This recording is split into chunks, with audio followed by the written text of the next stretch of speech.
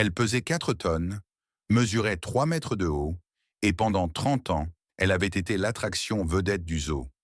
Mais ce matin d'octobre, devant des dizaines de visiteurs médusés, Casey l'éléphante a fait quelque chose d'impensable.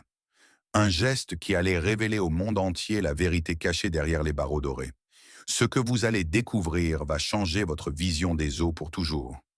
Avant de vous révéler ce qui s'est réellement passé dans cet enclos, vous devez connaître 3 vérités troublantes. Premièrement, Casey était née libre dans les savanes du Kenya, arrachée à sa famille à l'âge de 2 ans. Deuxièmement, pendant 3 décennies, elle avait développé des comportements que les vétérinaires appelaient inquiétants, mais que la direction préférait ignorer.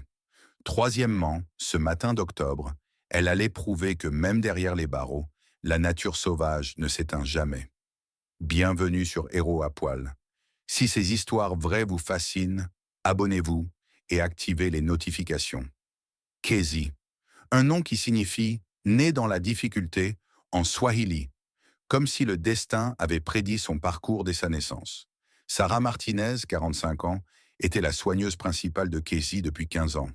Pour elle, cet éléphant n'était pas juste un animal de zoo. C'était sa fille, sa passion, sa raison de vivre. Chaque matin, elle arrivait à 6 heures précises, un seau de fruits frais à la main, pour leur rituel quotidien. Casey me reconnaissait de loin, témoignait Sarah. Quand elle m'entendait arriver, elle battait des oreilles et poussait ce petit cri de joie. C'était notre moment à nous deux.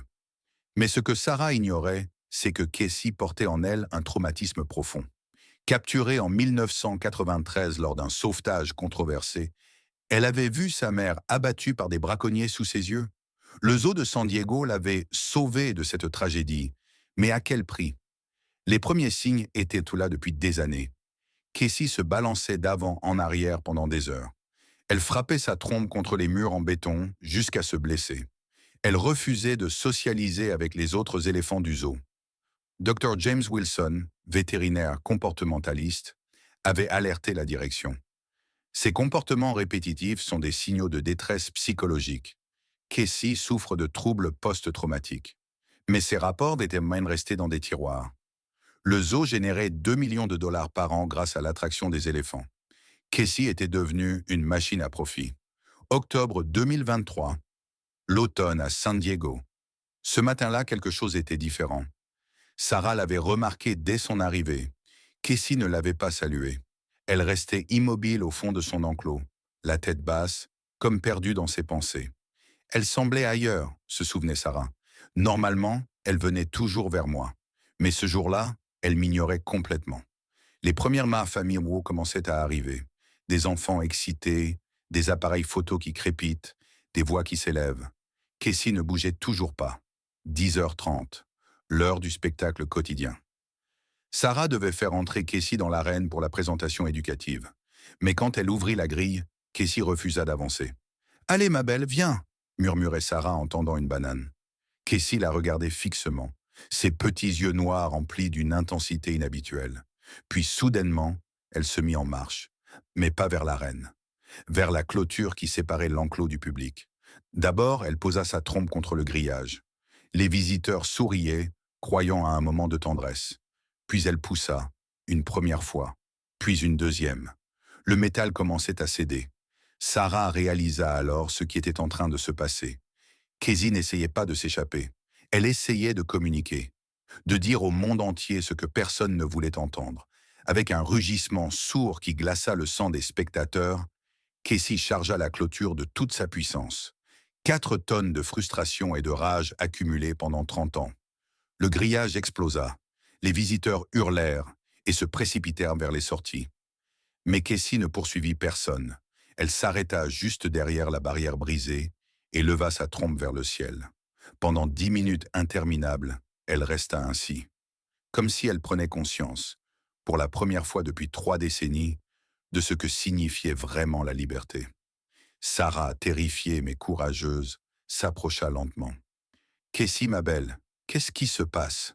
L'éléphant la regarda alors avec une expression que Sarah n'oublierait jamais. Une expression qui semblait dire « Tu comprends maintenant ?»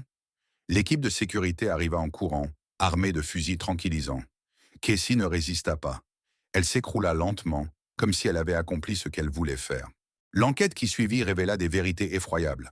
Des rapports vétérinaires dissimulés depuis des années, des témoignages d'anciens employés parlant de la détresse de Casey, des vidéos de surveillance montrant ses crises de panique nocturne.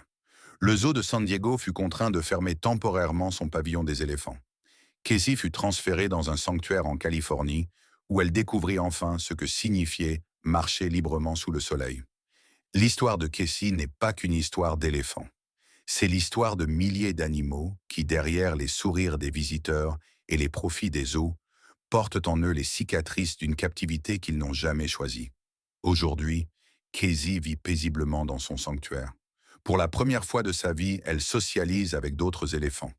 Elle a même adopté un jeune orphelin, retrouvant enfin son instinct maternel. Mais combien d'autres Casey attendent encore derrière les barreaux? Combien d'autres animaux tentent de nous dire quelque chose que nous refusons d'entendre? Si l'histoire de Casey vous a touché, si son cri silencieux vous révolte, agissez. Partagez cette vidéo. Sensibilisez votre entourage. Soutenez les sanctuaires qui offrent une vraie seconde chance à ces géants blessés. Le changement commence par la prise de conscience. Et la prise de conscience mène à l'action. Dites-nous en commentaire. Pensez-vous que les animaux sauvages ont leur place dans les zoos modernes? Et si vous voulez découvrir d'autres histoires vraies qui ont marqué le monde animal, abonnez-vous à notre chaîne. Ensemble, nous pouvons faire la différence. Ensemble, nous pouvons être la voix de ceux qui ne peuvent pas parler.